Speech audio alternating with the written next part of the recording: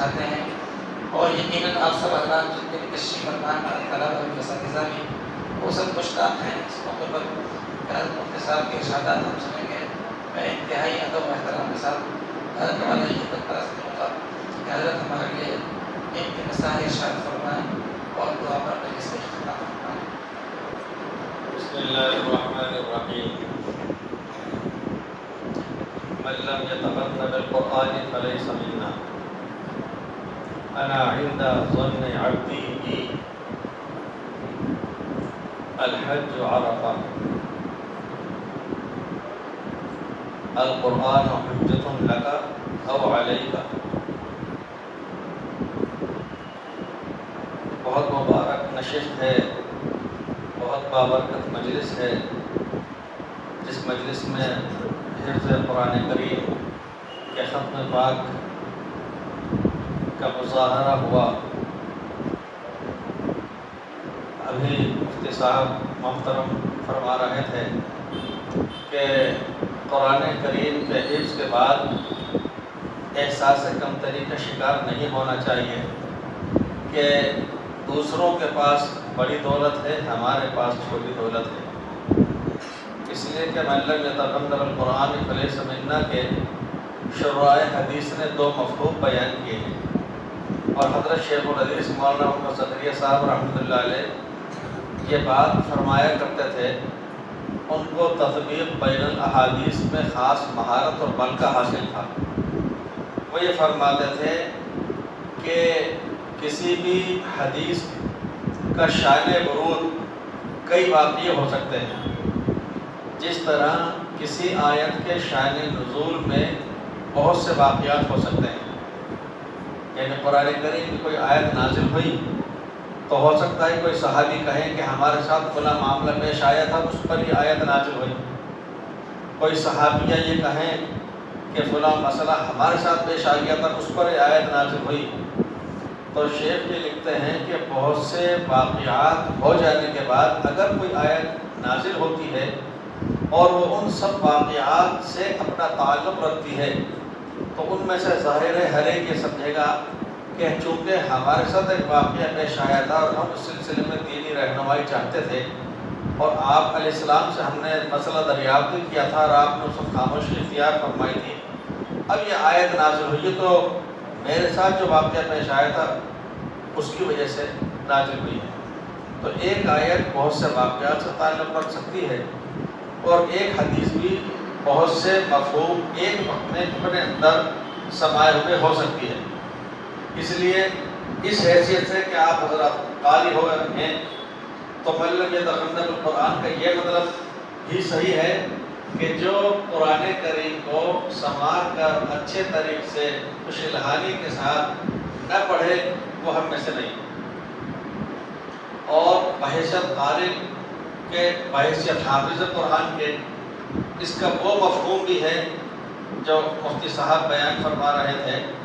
کہ قرآن کریم حاصل کر لینے کے بعد، پڑھ لینے کے بعد، حفظ کر لینے کے بعد، اس کو اپنا لینے کے بعد اپنے آپ کو سب سے بڑا دولت مند، سب سے بڑا سرمایہ دار نہ سمجھنا، اور اس کچے گمان اور کچے عقیدے کا شکار ہو جانا کہ دوسروں کے پاس مجھ سے زیادہ قیمتی علوم اور فنون ہیں اور میرے پاس میں بہت ہی کمتر درجے کی چیز آئی ہے، یہ بہت غلط بات ہے۔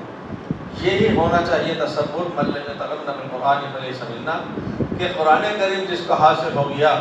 پھر چاہے اس کو ناظرہ پڑھنا آ گیا، پھر اس سے اوپر دیکھیں تو اس کو حفظ بھی ہو گیا، اور اس کے ساتھ دیکھیں تو اس کو تجوید بھی پڑھنا آ گئی، تجوید کے ساتھ پڑھنا آ گیا، اور پھر اس کے ساتھ دیکھیں تو اس کو اس کی تفسیر اور معنی کو، ترجمے کو سمجھنا بھی آ گیا۔ تو یہ ساری چیزیں ایسی ہیں جو بتلاتی ہیں کہ قرآن کریم جس کے پاس ہے وہی سب سے بڑا سرمایہ دار اور دولت مند اور ہنر مند ہے۔ اسی کے ساتھ ساتھ یہ بات بھی ہے، حدیث پاک میں فرمائی گئی جو حدیث میں نے پڑھی انا عند ظن عبدی بی، یہ حضرت مولانا محمد الیاس رحمۃ اللہ علیہ بہت کثرت کے ساتھ بیان فرمایا کرتے تھے کہ حق تعالی شانہ کا حدیث قدسی میں یہ ارشاد ہے کہ میں میرے بندے کے گمان کے مطابق ہوں، میں میرے بندے کے گمان کے، اس کے خیال اور اس کے سوچ کے مطابق فیصلے کیا کرتا ہوں۔ تو اس اعتبار سے بھی یہ جتنی ہم نیک گمانی رکھیں گے اللہ تعالیٰ شانوں کے ساتھ، اس بارے میں جتنا اچھا سمجھیں گے کہ قرآن پاک پڑھنے کی، سمجھنے کی، یاد کر لینے کی اللہ نے ہمیں توفیق بخشی ہے، یہ جتنی گہرائی سے اچھائی کے ساتھ سوچیں گے تو ہم تعالیٰ شانوں کے ساتھ بھی اتنا ہی انشاءاللہ اللہ کی جانب سے بھی نوازا جائے گا۔ ایک بات جو میں ابھی مہمانان کرام حافظ عبدالواسی صاحب، زندہ مجدوم اور مفتی غلام الرحمان صاحب لوگ کے تشریف ہوئے، پہلے طلبہ کچھ پروگرام، کچھ بیانات کر رہے تھے، تو اس پر میں یہ عرض کرنا چاہ رہا ہوں کہ یہ وہ بات ہے جو کسی بڑے مفتی کو عیدگاہ کے اندر بقرعید سے پہلے بیان کرنا چاہیے، جو جامع مسجد کے اندر خطیب و امام کو بیان کرنا چاہیے، اور کرتے بھی ہیں۔ تو میں یہ کہنا چاہتا ہوں کہ یہ وہ اہم مضمون ہے جو ایک عمر رسیدہ مفتی صاحب بیان کر رہے ہیں، تو ہم سوچ رہے ہیں کہ واقعہ بہت اچھی اور مسئلے کی بات بیان کرتے ہیں۔ وہی ہمارے مکتب کا ایک کم عمر بچہ بیان کر رہا ہے تو ہم یہ سمجھ رہے ہیں کہ بچہ ہے، ایک پروگرام پیش کر دیا، ایسا نہیں ہے۔ یہ اسی درجے کی بات ہے جو ایک عمر رسیدہ بڑے عالم دین بڑی جگہ پر بیان کر رہے ہیں، یہ وہی مسائل ہیں۔ یہ بہت خوشی اور مسرت کی بات ہے۔ میں پہلے بھی یہاں کے ادارے کے بہت سے پروگرام اور تقریبات میں گزارش اور عرض کر چکا ہوں کہ الحمدللہ یہاں بچوں کو وہ جو مضامین، جو تقاریر، جو بیانات یاد کرائے جاتے ہیں وہ نہیں ہوتے جو اس مجلس کی زینت بن کر کے اور پھر ختم ہو جائیں۔ یہ وہ باتیں ہوا کرتی ہیں جو زندگی بھر ایک ایمان والے کو کام میں آتی رہتی ہیں۔ محترم مولانا محمد شاہد صاحب نے شروع میں ایک درد دل چھیڑ دیا، وہ جج کرام سے متعلق ہے۔ جو مولانا کہہ رہے تھے آج عرفے کا دن بھی ہے، اور آج کے دن حجۃ الوداع میں ہم تعالیٰ جل شانہ نے دین اسلام کے کامل مکمل ہو جانے کی خوشخبری اور بشارت بھی دی۔ جس عرفے کے دن اللہ تعالیٰ شانہ نے دین اسلام کے کامل مکمل ہونے کی بشارت اور خوشخبری دی اور انعام فرمایا، آج اتفاق سے، حسن اتفاق سے، وہاں کے اعتبار سے وہی تاریخ ہے، وہی دن ہے، اور ہمارے اکابر اولیاء اللہ کو دیکھا گیا کہ خواہ ان کا دھڑ، ان کا جسم روئے زمین میں کہیں بھی ہو، لیکن ذی الحجہ کے ان حج کے دنوں میں ان کا دل، دماغ اور سب کچھ حرم پاک سے جڑا ہوا ہوتا ہے، میدان عرفات سے اور منی کی وادیوں سے لگا ہوا ہوتا ہے۔ چنانچہ حضرت شیخ الحدیث مولانا زکریا صاحب رحمۃ اللہ علیہ نے یہ واقعہ تحریر فرمایا کہ حج کے موسم میں حضرت شیخ الاسلام مولانا حسین بدری رحمۃ اللہ علیہ کچا گھر سہارنپور میں تشریف لائے۔ حضرت شیخ زکریا رحمۃ اللہ علیہ نے ان کو ادھر کے شیشی پیش کی، خوشبو لگا لیجیے۔ حضرت بدری رحمۃ، اچھا حدیث پاک میں ہے کہ خوشبو کو رد نہیں کرنا چاہیے، قبول کر لینا چاہیے۔ حضرت شیخ رحمۃ اللہ علیہ نے جب خوشبو پیش کی تو حضرت شیخ الاسلام نے وہ لی، ہاتھ میں ڈالی اور ایک آہ بھری اور فرمایا کہ آج اس شاخ کو، یعنی عاشقوں کو، اللہ کے چاہنے والوں کو، آج اس شاخ کو خوشبو سے روک دیا گیا۔ شیخ نے لکھا کہ اس سے اندازہ ہوا کہ وہاں پر منی کی وادیوں میں حاجی لوگ خوشبو کے پرہیز کے ساتھ ہیں۔ حضرت شیخ الاسلام گرچہ سہارنپور میں ہیں لیکن ان کا دل، دماغ، ان کی روح ایسا لگتا ہے کہ وہیں سے جڑی ہوئی ہے۔ حضرت مولانا اظہار الحسن رحمۃ اللہ علیہ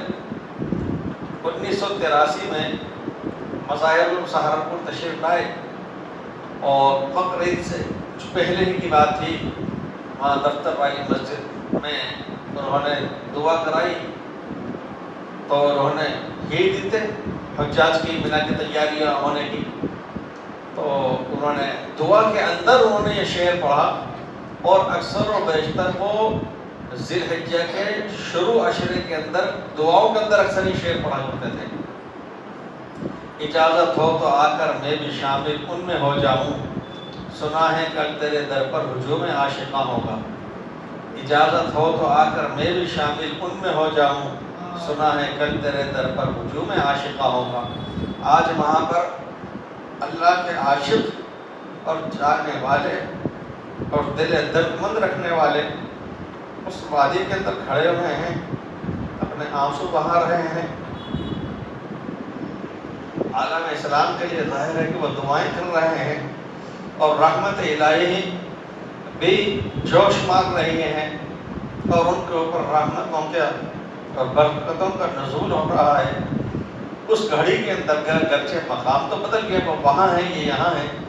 لیکن بہرحال وقت کی ہم آہنگی اور مطابقت کچھ اس طرح کی ہے کہ وہ حضرات ابھی وہاں سے نکلنے کی تیاریوں میں ہیں اور ہم لوگ بھی یہاں پر پروردگار کے لطف و کرم سے اس کے دربار کے اندر بیٹھے ہوئے ایک تقریب سعید کرتے ہیں۔ اللہ تعالیٰ شان ہو ادارے کو دن دو رات جو بھی ترقی عطا فرمائے۔ جن بچوں کا طلبہ کا ختم قرآن ہوتا ہے ان کے گھر والے تو بہت ہی اہتمام سے خوشی مسرت کے ساتھ دلی جذبات کے ساتھ احساسات کے ساتھ حاضر ہوتے ہی ہیں،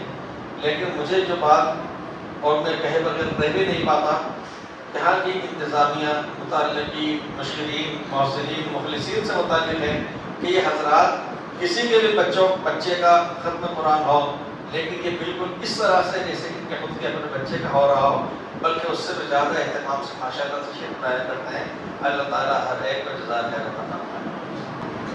اللهم صل على سيدنا وعلى شفيعنا حبيبنا محمد وبارك وسلم يا ربنا ويا سيدنا ويا مولانا ويا غاية رحمتنا ويا خالق أنفسنا ظلمنا أنفسنا وإن لم تغفر لنا وترحمنا لنكونن من الخاسرين اللهم اهدنا واهد بنا اللهم اهد الناس جميعا اللهم انصر الإسلام والمسلمين اللهم دمر أعداء الدين اللهم إنا نجعلك في نحورهم ونعوذ بك من شرورهم ربنا لا تجعلنا فتنة للقوم الظالمين ونجنا برحمتك من القوم الكافرين اللهم ألهمنا مراشد أمورنا وأعذنا من شرور أنفسنا اللهم إنا نسألك الهدى والتقى والعفاف والغنى اللهم إنا نسألك العفو والعافية والمعافاة الدائمة في الدين والدنيا والآخرة اللهم اشف عاهاتنا واقض حاجاتنا واستر عوراتنا وآمن روعاتنا اللهم إنا نسألك ما سألك به عبادك الصالحون والأنبياء والمرسلون اللهم إنك عفو تحب العفو فاعف عنا يا كريم۔ اے پاک پروردگار اپنے لطف و کرم سے ہماری سیئات کو معاف فرما، ہمارے خطاؤں سے درگزر فرما۔ اے رب کریم حسن ایمان کامل خیر صالح نصیب فرما۔ اے پالنہار طلباء عزیز کے ختم قرآن کو تحفظ قرآن کو اپنی بارگاہ عالم قبول فرما۔ اے اللہ ان کے لیے ان کے والدین گھر والوں اقربا کے لیے دینی ادارے کے لیے اس ادارے سے متعلق محبین مخلصین کے لیے ہم تمام حاضرین سامعین کے لیے ذریعہ نجات فرما۔ اے رب کریم قرآن کریم کے تحفیظ کے حفظ قرآن پاک اور ختم پاک کی برکت سے سارے عالم کے اندر امن اور چین اور سکون عطا فرما، شرور و فتن سے حفاظت فرما، مظلومین کی نصرت اور حمایت فرما، پریشانیوں کو دور فرما۔ اے رب کریم ہر طرح کے مسائل جو پیچیدہ ہیں اٹکے ہوئے ہیں اے اللہ ان کو دور فرما، یسر کا سہولت کا عفو کا عافیت کا کرم کا رحم کا معاملہ فرما۔ اے رب کریم تمام جائز آرزوؤں کو پورا فرما، تمام جائز مقاصد کی میں کامیابی عطا فرما۔ اے اللہ ہر طرح کی پریشانی کو دور فرما۔ اے رب کریم اس ادارے کی حفاظت فرما، ترقی عطا فرما، جو مانگا ہے اپنے لطف و کرم سے عطا فرما، جو مانگنے سے رہ گیا ہے بلا استحقاق اے رب کریم ان چیزوں کے لیے بھی ہم فیصلے صادر فرما، ہمارے دعاؤں کو اپنے لطف و کرم سے بارگاہ عالم قبول فرما۔ ربنا تقبل منا انك انت السميع العليم وتب علينا انك انت التواب الرحيم برحمتك يا ارحم الراحمين۔